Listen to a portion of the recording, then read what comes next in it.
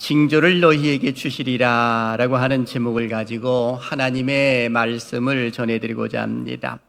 세상에 일어나고 있는 모든 일들은 우연히 일어나는 것이 없습니다. 모든 것이 다 하나님의 섭리 안에서 이루어지고 있는 것입니다. 그래서 하나님께서는 어떤 일을 이루어 가실 때에는 징조를 보여주시면서 일을 이루어 가시는 것을 보게 됩니다. 사실 우리의 삶 속에서도 우리가 몸이 아플 때에도 이제는 생명이 얼마 남지 않게 되면은 몸에 이상이 생기는 것을 우리는 보게 됩니다. 이런 것들을 가리켜서 우리는 징조라고 이렇게 표현을 합니다. 건물도 역시 똑같습니다. 하루아침에 건물이 와르르 무너지는 경우도 있겠습니다만은 그 이전에 징조를 보여주더라라고 하는 겁니다. 금이 간다든지 우지직 하는 소리가 난다든지 하는 그런 것들을 일컬어 말해주고 있는 것입니다. 그래서 하나님은 일을 이루어 가실 때에 반드시 징조를 보여주시면서 일을 이루어 가시더라라고 하는 것입니다. 그런데 오늘 성경 말씀도 보게 되면 하나님께서 이사야 선지자를 통해서 아하스 왕에게 하나님께 징조를 구하십시오라고 이렇게 요구하는 것을 보게 됩니다.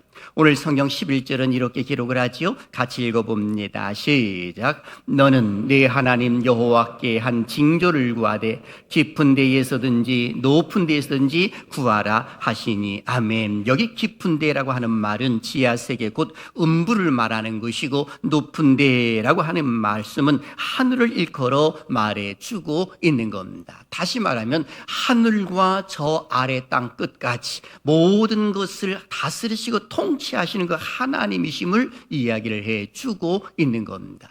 그 하나님께 징조를 구하십시오라고 이렇게 표현을 해주고 있는 겁니다. 그런데 놀랍게도 이 아하스 왕은 이 구하지 않겠다라고 성경은 기록을 해놓고 있습니다. 뭐라고 표현하는가를 보십시오. 12절을 보니까 아하스가 이르되 나는 구하지 아니하겠나이다.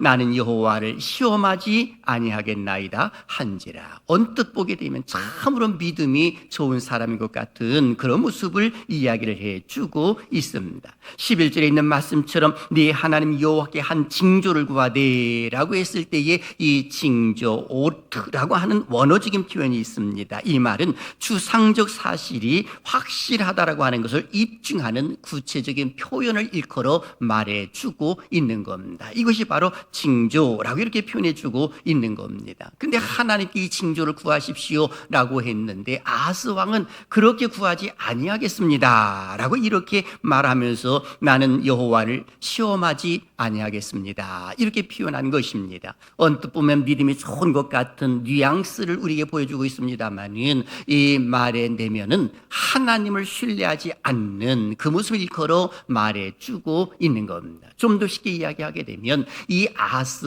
왕 하게 되면 남유다의 12번째 왕이기도 합니다. 그는 이 히스기야의 이 아버지고요. 그리고 요담의 아들이기도 한 것입니다. 그런데 이 당시에 참으로 힘겨운 모습이 일어났습니다. 그것은 다른 것이 아니라 북이스라엘과 아람이 연합을 해서 그리고 남유다를 침략을 한 것입니다. 그러니 참으로 위급한 그 순간 속에 놓여 있었을 때 그때 이사야 선지자가 와서 하는 이야기가 바로 무슨 말을 하느냐? 북이스라엘도 아무것도 아니고 이 아람이라고 하는 나라도 아무것도 아니고 그들 다 멸망할 것이다. 그러니 왕이시여 하나님께 한 징조를 구하셔서 하나님의 그 능력을 체험하십시오 라고 이렇게 지금 이야기를 해주고 있는 겁니다. 그런데 아하스 왕은 그렇게 하지 않겠다라고 말하고 있는 겁니다.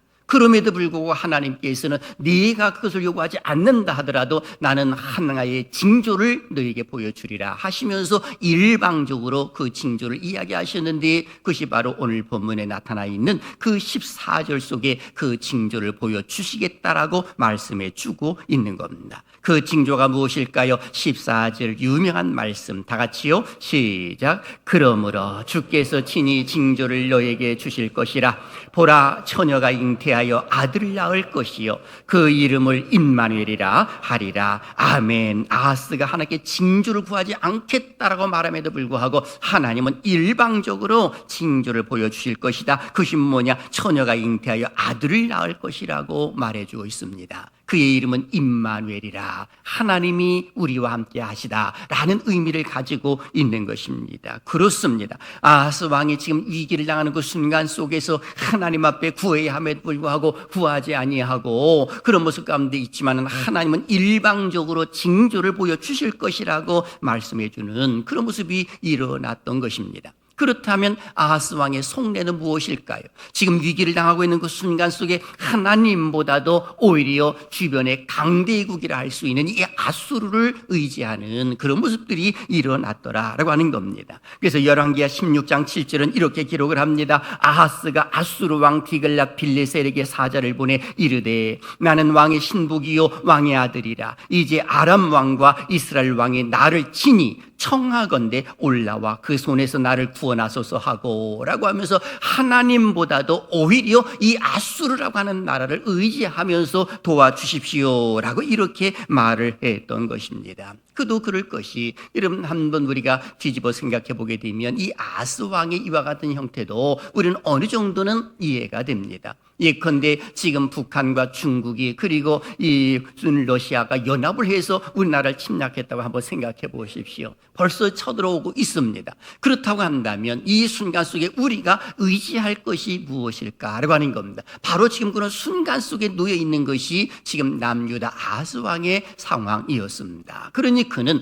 다른 데 의지하는 것이 아니라 강대국이라 할 수 있는 나라 아수르를 의지하는 그런 모습들이 일어났던 것입니다. 그럴 때 이사야 선지자는 이 바로 아하스 왕을 꾸짖기 시작을 합니다. 13절 보십시오. 이사야가 이르되 다윗의 집이여 원하건대 들을지어다. 너희가 사람을 괴롭히고서 그것을 작은 일로 여겨 또 나의 하나님을 괴롭히려 하느냐. 좀 더 쉽게 말하게 되면 징조는 구하지 아니하고 주변에 있는 이방 나라에게, 그 강대국이라 할 수 있는 그 나라에게 도움을 요청하는 그런 모습이 옳은 것인가 라고 하면서 책망을 하는 그런 모습들이 일어났던 것입니다.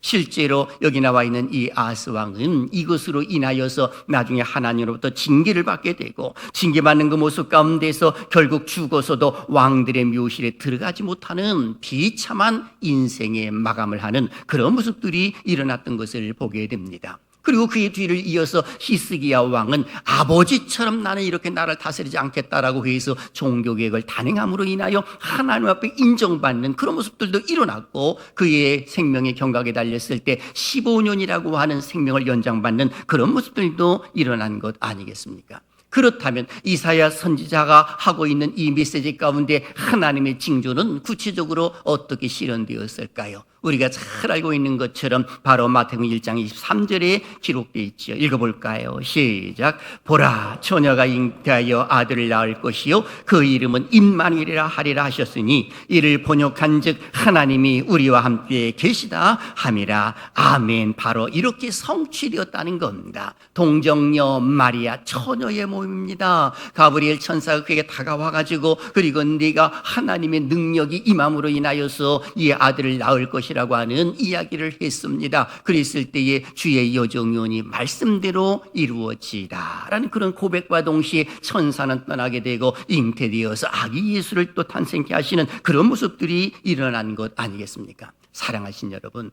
우리가 살다 보면 위기 당할 수 있는 겁니다. 어려움 당할 수 있는 거죠. 히스기야 왕처럼 어려움 당할 수 있는 것입니다. 국가적인 위기도 있을 수 있는 것이고, 가정적인 위기도 있을 수 있는 것이고, 개인적으로 몸이 아파서 또 주변 상황 때문에 위기를 당할 수도 있는 겁니다. 이것이 우리네 인생인 겁니다. 그럴 때에 우리는 과연 무엇을 해야 되느냐라고 말했을 때, 여기 나와 있는 아하스 왕처럼 주변 환경을 바라보며 주변에 있는 사람들에게 의지하는 것이 아니라 하나님을 찾아야 될 줄로 믿습니다. 하나님 찾으면 답이 나오는 겁니다. 아하스 왕이 잘못한 것은 바로 이것이거든요. 이사야 선지자의 이야기를 듣고 하나님 앞에 엎드렸다고 한다면 과연 어떤 모습으로 우리 하나님께서는 이 아하스 왕에게 복을 주셨을까라고 하는 것을 우리는 생각해 볼 수도 있는 겁니다. 그런 거로 사랑하신 여러분, 위기를 당했을 때에는 하나님께 징조를 구하는 은혜가 있기를 주님의 이름으로 축원합니다. 합니다. 그래서 하나님 그 징조를 끊임없이 보여주시는 겁니다. 하나님이 일꾼들을 부르셨을 때에도 그냥 보내시질 않습니다. 징조를 통해서 보내십니다. 예를 들게 되면 출애굽기 4장을 보게 되면 모세를 부르시는 그런 모습 가운데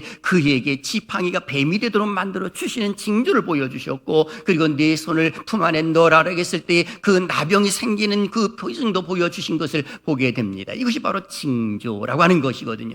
하나님의 능력이 함께 하신다는 그런 모습을 일컬어 말해주고 있는 겁니다. 지금도 똑같습니다. 만일에 우리에게 어떤 어려움이 있다고 한다면 하나님께 징조를 구하는 것은 절대로 믿음이 약한 것이 아닙니다. 그런 거로 하나님께서 그 택한 백성들과 함께 하시기를 기뻐하시는 것이죠. 그런 거로 세상 사람이 다 내 곁을 떠난다 하더라도 끝까지 나와 함께 하실 분이 한 분 계시는데 그분이 누구냐? 마태복음 28장 20절 다 같이요. 시작. 볼지어다 내가 세상 끝날까지 너희와 항상 함께 있으리라 하시니라. 아멘. 그렇습니다. 우리 주님이 세상 끝날 때까지 우리와 함께 하실 줄로 믿습니다. 그런 거로 이제 우리는 하나님의 징조를 경험하며 살기 위하여서 두 가지를 꼭 기억했으면 좋겠습니다. 첫째, 믿음이 있어야만이 하나님의 징조를 구할 수 있고 하나님의 능력을 체험할 수가 있는 겁니다. 오늘 여기 성경 속에 나와 있는 이 아스왕은 하나님을 온전히 신뢰하지를 못했지요. 그러니 하나님의 놀라운 능력도 맛보지를 못한 것입니다. 참으로 안타까운 모습 아니겠습니까? 성경 속에서도 보게 되면 믿음이 있는 것에 대하여서 우리 주님께서는 기뻐하시지만은 믿음이 약한 자들을 향하여서는 너희 믿음이 부족한 연고니라, 또는 기도가 부족한 연고니라, 이런 말씀을 하신 경우도 있습니다. 예컨대 귀신 들린 자를 우리 주님께서 내어 쫓아내 주시고 그리고 난 이후에 제자들이 자기들이 그것을 왜 못했는가라고 하는 것을 질문을 하셨을 때 마태복음 17장 20절 예수님은 이렇게 말씀을 하십니다. 읽습니다. 시작. 이르시되 너희 믿음이 작은 까닭이니라. 진실로 너희에게 이르노니 만일 너희에게 믿음이 겨자씨 하나일 만큼만 있어도 이 산을 명하여 여기서 저기로 옮겨지라 하면 옮겨질 것이요 또 너희가 못할 것이 없으리라. 아멘. 바로 저 믿음이를 이야기합니다. 믿음이 작은 까닭이라 라고 하면서 겨자씨 하나일 만큼만 있는 믿음. 여러분, 겨자씨 하게 되면 생명이 있다는 겁니다. 씨앗 중에서 가장 작은 씨앗이 겨자씨라고 말합니다. 물론 오늘날은 더 작은 씨도 있다고 하는 학자들도 있습니다만은 팔레스틴 지역에서는 가장 작은 씨가 겨자씨예요. 그런데 그 겨자씨의 가장 작은 씨지만은 그 안에 생명이 있는 것이 중요한 겁니다. 우리가 자그마한 믿음이 있다고 하는 것 자체는 그 안에 생명이 있다는 것이거든요. 예수 그리스도의 생명이 있기 때문에 하나님의 역사가 일어난다는 겁니다. 그런 거로 징조를 경험하며 살기를 원한다면 무엇이냐? 바로 우리의 믿음을 점검하는 것이 옳다라고 하는 것입니다. 그리고 둘째, 하나님과의 좋은 관계를 맺고 있어야 되는 겁니다. 오늘 이렇게 성탄절을 맞이해서 우리가 함께 하나님 앞에 찬양하고 kantan따로 하나님께 영광을 올려드리는 그 아름다운 모습 가운데서 우리 하나님이 얼마나 기뻐하시겠습니까? 천군 천사들의 그 환호성과 그 기쁨과 즐거움, 아기 예수님의 그 탄생을 기뻐했던 그 모습처럼 우리가 한 자리에 모여서 이렇게 하나님을 높이는 것은 하나님과의 좋은 관계를 맺고 있는 겁니다. 여러분, 우리가 어떤 결혼식이나 어떤 행사가 있을 때 그 누군가 참석하게 되면 기쁘잖아요. 그리고 그 사람과의 좋은 관계를 맺고자 하는 그런 모습이 생기는 것처럼 똑같은 겁니다. 하나님도 인격이 하나님이시기 때문에 하나님을 높이는 자 위면치 아니하시고요, 하나님을 사랑하는 자 절대로 위면치 않습니다. 바라기는 천국 가는 그 순간까지 위로는 하나님과의 좋은 관계를 맺고요, 옆으로는 우리 사랑하는 사람들과 좋은 관계를 맺는 은혜가 있기를 주님의 이름으로 축원합니다. 우리가 세상에 살면서 우리는 똑같은 사람입니다. 세상 사람과 똑같지요. 그렇게 사람들이 이렇게 볼 때에 저 사람은 기독교인인가 기독교인이 아닌가라고 하는 것을 우리는 잘 알 수가 없습니다. 그런데요, 위기를 당해보면 아는 거예요. 하나님을 믿는 사람들과 믿지 않는 사람은 전혀 다른 겁니다. 좀 더 쉽게 이야기할까요? 여러분, 길가에 이렇게 가는데 이 사람 두 명이 갑니다. 그런데 그 뒤에 개가 졸졸 따라갑니다. 한 마리의 개가 따라갑니다. 그런데 주인이 누구인지는 뒤 아무도 모르는 것이죠. 두 사람이 앞서가고 개는 뒤따라가고 있습니다. 그렇다면 주인이 누구일까라고 했을 때에 갈림길이 놓여 있으면 압니다. 좌측으로 가는 사람이 있고 우측으로 가는 사람이 있을 때 그 개는 어김없이 자기 주인을 따라가지 낯선 사람을 따라가지를 않습니다. 하나님을 믿는 믿음의 사람들도 똑같은 것입니다. 세상 삶을 살아갈 때에 내가 믿음이 없는 것 같은 그런 뉘앙스가 있을 수 있겠지만은, 그러나 위기를 당하는 그 순간 속에 그 믿음의 진가가 보여지더라라고 말할 수가 있는 겁니다. 사랑하시는 여러분, 오늘 성탄절을 맞이하는 우리에게 가장 큰 징조는 우리의 구속주이신 예수 그리스도가 탄생하신 것인 줄로 믿습니다. 이 징조보다 더 큰 것은 없습니다. 가장 큰 징조거든요. 그래서 우리 주님께서도 부활하시고 난 이후에 사랑하는 제자들에게 제일 먼저 나타나셔서 하시는 말씀이, 그들에게 뭘 줬느냐? 샬롬의 은혜를 주셨습니다. 평강이 있을지어다, 이 말씀을 하셨거든요. 이 말씀의 의미는 그 평강으로 인하여서 너희들이 앞으로 해야 할 일이 있다는 그 사실을 알려주시는 그런 모습들도 일어났던 겁니다. 이것도 하나의 징조라고 말할 수가 있는 겁니다. 그래서 우리가 어떤 문제가 생겨서 산에서 기도하든지, 아니면 기도원에서 기도하든지, 교회 기도실에서 기도하든지, 그때 기도하고 난 이후에 마음속에 느껴지는 것이 바로 평강일 수가 있는 겁니다. 이것도 바로 징조라고 말할 수가 있는 겁니다. 즉 하나님이 함께 하신다라고 하는 그런 징조가 있더라라고 하는 겁니다. 바라기는 천국 가는 그 순간까지 우리의 구속주이신 예수 그리스도를 잘 믿음으로 인하여서 승리하는 우리 모두가 되시기를 주님의 이름으로 축원합니다.